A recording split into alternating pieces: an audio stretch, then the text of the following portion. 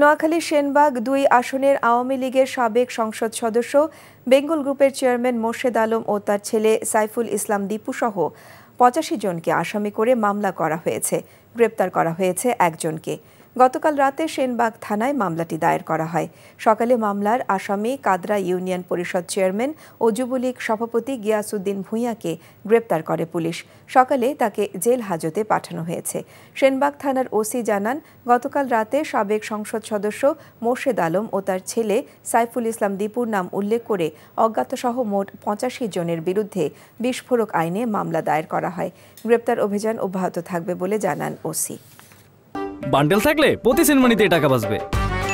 বিকাশ send money bundle কিনে জিতুন প্রতি লেনদেনে।